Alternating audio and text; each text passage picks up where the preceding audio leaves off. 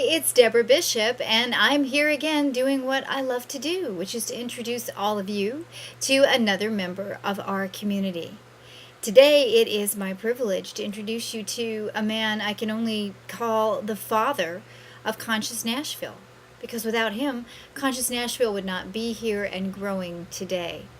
The cool thing about this interview is it takes place over a period of time, and it captures different aspects of this person, different parts of him, his philosophies, his ideals, his wisdom. So without further ado, I hope that you enjoy as much as I did in being able to spend time and create this interview and this video for you. I hope you enjoy the time that we spend together with Lee McCormick. So Lee, thank you so much for being here on behalf of Conscious Nashville. Well, it's my pleasure, since Conscious Nashville was more or less our baby. Absolutely. Can you tell me a little bit about what stirred the pot to create Conscious Nashville? Well, I've lived in and out of Nashville since, 1978.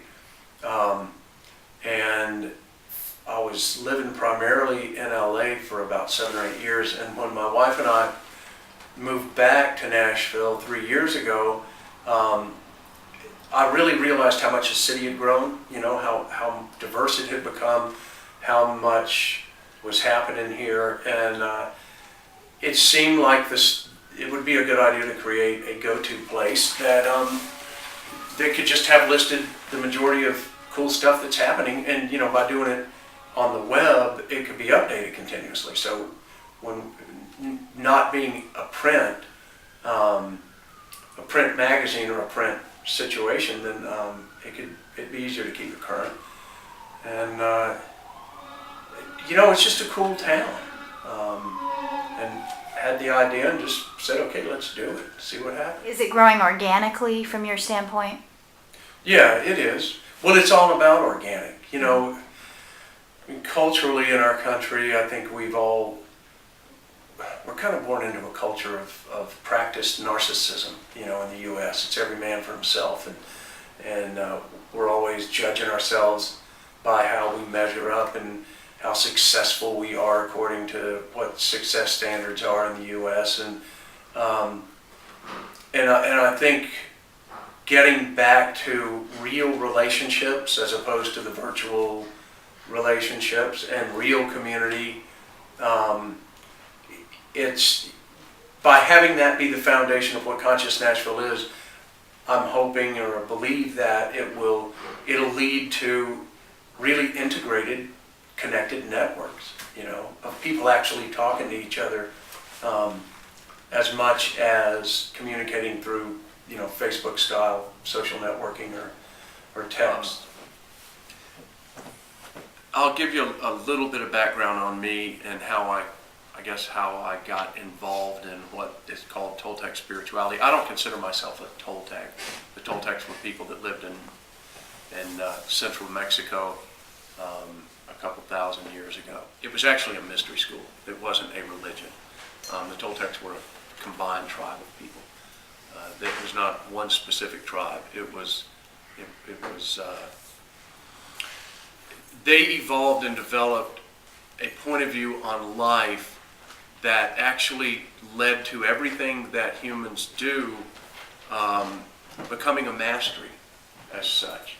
But let me get back to my story.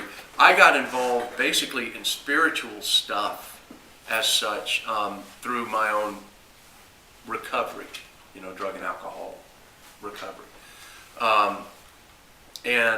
Which began really about 15 or 16 years ago. And of course, when we start our own personal waking up process, which is what I call it, you kind of start waking up to, wait a minute, what am I doing here? What's going on? I realized a lot of things, a number of which were that I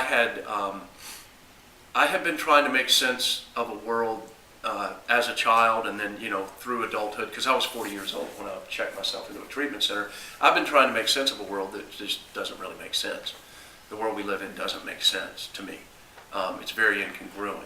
I have my own point of view of what's going on here, but it still doesn't really make sense. And so the recovery process for me said, well, now you need to do this and this and this in order to be good enough. You need to do this. It was one more set of structures and rules and things that you need to do in order to now be okay. And my response to that was, okay, I'm not doing this again. I've got to figure out for me, what's the point in being here? In this whole interview, as it gets put together, we also have a large chunk of you talking about the Toltec spirituality and your own personal path on that level. Mm-hmm. So, who is Lee McCormick? I just enjoy life, and fortunately I can do things that I'm just passionate about or interested in, and I love my life. I love what I do, or I don't do it, and that's about it. I really don't have a big definition for me. I've lived a lot of experiences, I've done a lot of things, and I've just come to realize that who I am is the one consistent in my life, and that what I do is something else, and it wasn't always that way. I used to identify by what I did. Mm-hmm. I was a cowboy, or I was a commodities trader, or I was a recovering person, or I was the treatment center owner. So my identity largely came from the roles. And these days the roles are what I do. They don't do me. And there's a real freedom in that. So who Lee McCormick is, you probably ask 10 different people, you get 10 different stories. It's the name I answer to. Got it. I didn't find peace. I didn't find inspiration in the official version of what we're supposed to do to be happy, productive members of society. And so I got into reading everything I could find. I really immersed myself, and I started going to yoga classes and Course in Miracles groups, and I actually read the Bible, and I read Bhagavad Gita. I read everything I could get my hands on, and it was all interesting, and I got connected to some Native American people. In the course of that, I read the Four Agreements, and Miguel's point of view really resonated with me because it was not based in a belief system as such. It was really based in how we interact with life on a day-to-day basis. And that led me to go on a journey to Teotihuacan, which was the seat of, and the place that the Toltec peoples really evolved their mystery school, their teachings.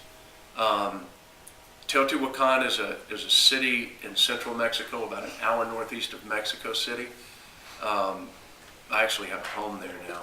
The first time I went to Teo was the first experience I've ever had where I got out of a van in a parking lot and turned around. It was a huge city. There's 250,000 people lived there 1,500 years ago. It's where the Pyramid of the Sun and the Pyramid of the Moon are, the Avenue of the Dead.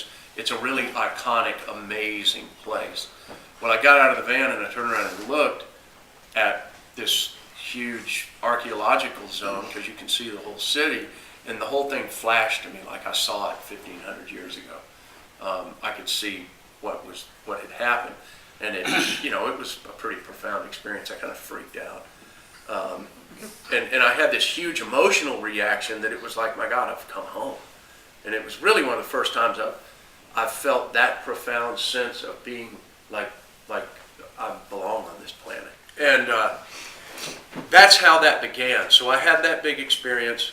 I was really intrigued with Miguel's point of view on life. It was appealing to me.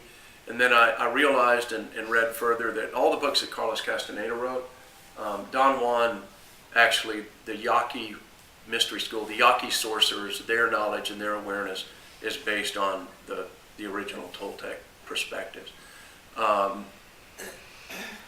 So I began to really immerse myself in those experiences, which